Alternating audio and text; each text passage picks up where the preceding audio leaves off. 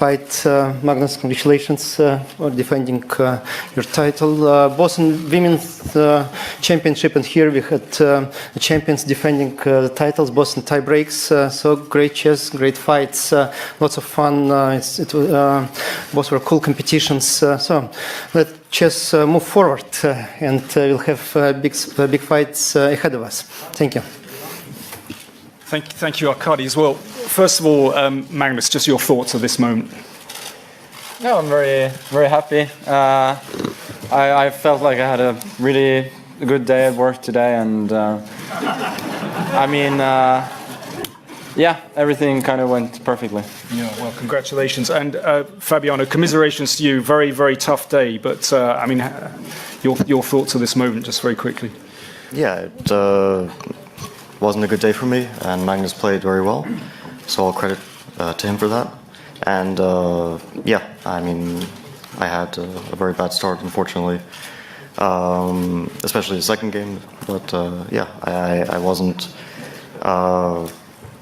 playing my best chess today, and Magnus, I think, played very well. Okay, well, I think we should throw it open straight away. So, as usual, if you'd like to ask questions, please let us know your name and who you're working for. And please, just journalists here in these front two rows. So, okay, Peter, let's start here. If we could just get a mic over there, please. Peter Doggers, chess.com. A question for Magnus. During the rest day, were you aware of the severe criticism from people like Garry Kasparov and Vladimir Kramnik on your decision to go for a draw? And do you think you silenced those critics today? I think that conclusions shouldn't necessarily be based on the result. It should be whether you've made a good decision or not. And based on the information that I had at that point, I think I made a very good decision. There were some things that I had missed during the game, which kind of made me underestimate my position at that point. But I still felt that with the with the mindset I had and everything, then I mean, I think I made the right decision, and not solely based on today, but just I think based on my chances today, it was correct.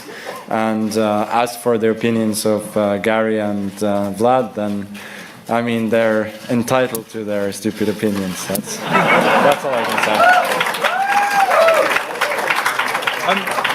Sorry, just following up on that, I'm kind of intrigued. When did you actually decide that I want to go for the tie breaks? Was that after game 10, or is it kind of in the middle of game 11, or when? Well, the opening of game 11 didn't go so well for me, and then I decided that I should at least not lose that. And after that, I had actually thought. Well, I mean, even before game 12, that if I had the slightly favorable position, I mean, more or less exactly the scenario that we had, that I was indeed going to offer him a draw. And I understand that that's not the mindset that everybody wants, but that's what I felt gave me the best chance of winning the match. Okay, next question, please, Macaulay. Macaulay Peterson, chessbase.com. Congratulations, Magnus. I'd like both of you to address the idea of playing the tiebreak before the match as a way of reinstituting a kind of fairer draw odds, and how that would change the dynamic of the classical portion of the match.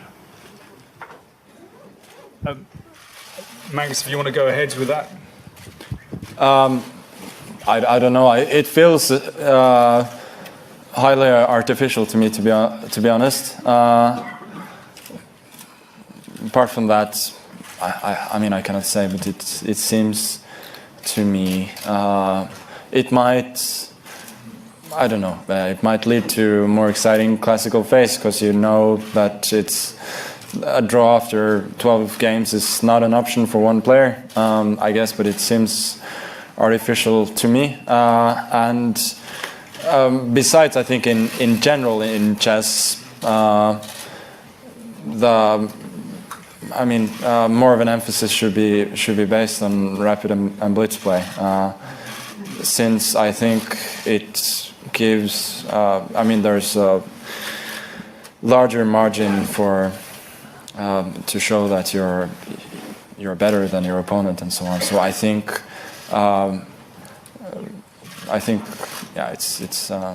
it's not unreasonable that it's a part of a world championship. Okay, let's have the next question, please. Microphone here, please. Congratulations, Magnus, for winning the world title. But my question to both the players is, Fabiano first, that how disappointed are you to miss the chances during your classical games? And Magnus, how relieved are you today to win by a very thin margin? 3-0 in the rapid is a good margin, but still, it's like being tied 6 each. How elevated are you? Okay, well, let's start with Fabiano. That's a very tough question to answer. Obviously you're disappointed, but any regrets over the classical games? Yeah, of course, I'm very disappointed. I always considered that the main goal is not to play a world championship match, but to actually become world champion. I have some regrets about the classical portion, but I don't think that I can really be upset about it because I maybe missed 2 big chances, and Magnus also had 2, one completely winning position and one which was close to winning. So I can't really say that I missed more chances than Magnus overall. But yeah, it came down to today. I was hoping to play my best chess today, but I didn't even come close to that. So. And how about you, Magnus? Any big regrets within those 12 games? Any decisions you made, in the opening choice or anything really? No, nothing special. I feel like, frankly speaking, the last couple of years my game hasn't been great, and in that sense, this match was the classical portion was a step in the right direction. I think I played relatively well, and Fabiano is just a very strong player, and in classical there's really nothing to choose from at this point. So I feel like I have things to work on, clearly, but. No, I don't have any regrets. I never felt great about the first game, since I felt that if I'd won that one, the match would have been very different, and I knew that there weren't going to be a lot of chances. But I feel like in general I had a very decent performance in the classicals, considering how I've played now for a couple of years. Okay, next question, please. Yes, here. If we get a mic there, please. Dylan Quersha, King Chess, the documentary. Now that the match is over, can you speak to your preparation and any special preparation that you put in, and maybe any secret seconds that you chose to prepare? Well, let's start with Fabiano. Any secret seconds, any secret helpers in your training camp that you wish to reveal? No, I think my team has been known for basically the entire year. Since the candidates, I haven't changed my team, and I would like to thank them for all the help they provided before the match, during the match. They did an amazing job and were invaluable help. But I think that my team is known. I even posted photos of pretty much everyone. So. And you, Magnus, same thing. I'm very, very grateful to the job my team has done, both here and abroad. So they've worked very, very hard, both during the match and before it, and given me every every chance to win the match. So thank you very much. Okay, next question. Mike. MikeLineChess.com. Questions for Magnus. Congratulations. When you first won your World Championship in 2013, I think you jumped in a pool. And I don't think I've seen such an extravagant celebration since then. So I'm curious if you have any similar photo opportunities coming up tonight. And on a more serious note, does it ever get as exciting as the first time? Trafalgar Square could be an option. Fountains are good there. No, I don't know. No, it's very special for me to win this time.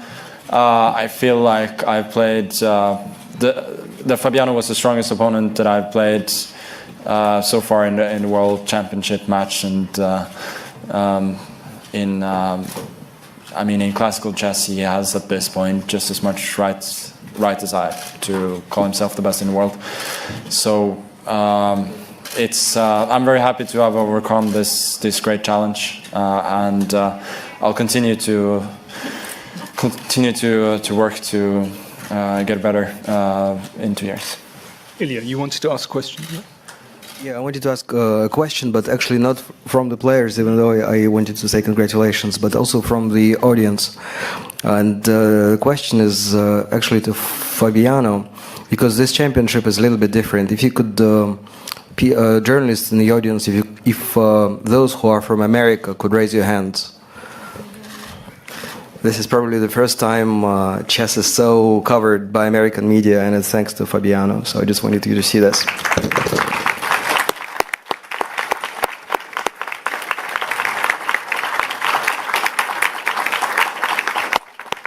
Well, maybe we should have a question from an American. That would be good. Another American. Yeah, we got a hand wave at the back there. If we get a mic to this gentleman here. Well, they won't hear it online. That's the problem. So if you wouldn't mind waiting for a mic, thank you. It's from CBS News. Not surprisingly, it's for Fabiano. Did you feel any extra pressure as the first American in decades to have a chance at becoming world champion? Did that add to the pressure? And the old sports question, how are you feeling? I felt a lot of pressure, but I don't think that I had added pressure because I was the first American challenger in a long time. I think the match naturally comes with a lot of pressure. But yeah, right now I'm mainly disappointed. It's still so fresh. But I hope that I can look back at the match and learn a lot from it. It is also a great privilege to play with Magnus, and it's a great learning experience. So hopefully I can draw the right conclusions from it. Okay, next question, please. Yes. Hi, Devinda from Chess Ambassadors. Hello, Devinda from Chess Ambassadors. Any inspirational words of wisdom to children that have been following this hotly contested match? Any advice? Magnus, inspirational words. How do you get to be number one?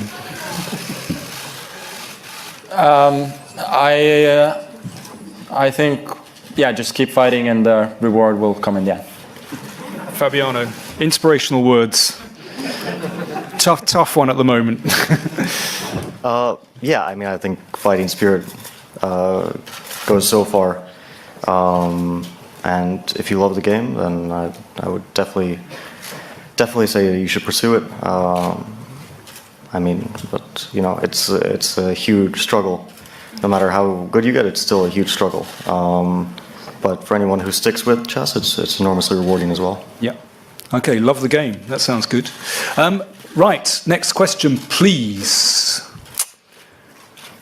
So I'm trying to peer through the gloom and okay, let's have this gentleman here.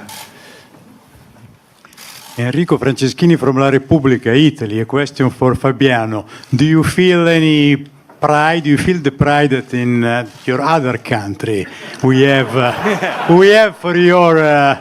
for the way you played? We were all rooting for you. Sorry, Magnus.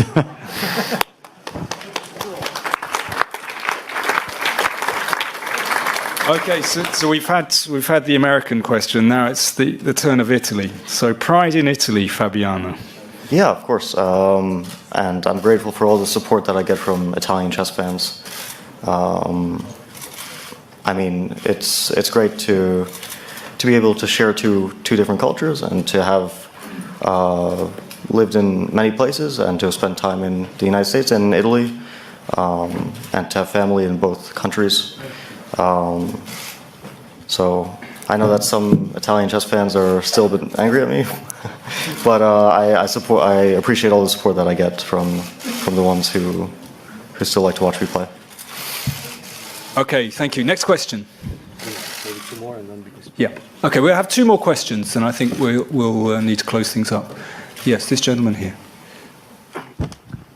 Magnus, how are you going to celebrate tonight? Oh, I think we just had that. Yeah. He didn't give an answer. I don't know. I'll celebrate for the next 2 years. I mean, there's plenty of time. That's a lot of partying. Excellent. Okay, we'll have one more question. Yes, this gentleman here. Just two more. Hi, Milan Dinic, British Chess Magazine. Magnus, both for Magnus and Fabi, which game was the most critical game today? Game 1 or Game 2? And second question for Magnus, had you lost today, would you have regretted offering a draw in Game 12, or are you set on that?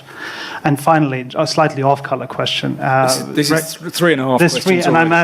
This is going to be an interesting one. Rex Singfield, in an interview to BCM, which we're publishing in next issue, said that if you win, President Trump would like to see you in the White House. I'm just wondering, should both of you get an invite from President Trump? Would you like to go to the White House? Okay, I don't know if you want to answer that. If you don't, then we can skip it. But first of all, Fabiano. Kremlin is better. Oh, golly, apparently the Kremlin is better. Jesus, I feel like I might be shot by both sides here. Fabiano, the White House, would that be an interesting place to visit? I think I'll refrain from answering that one for now. Okay. Magnus, do you want to go there? I don't think it's very relevant for me, unfortunately. Okay. What was the chess? Something about the rapid play, yeah. What was the critical game?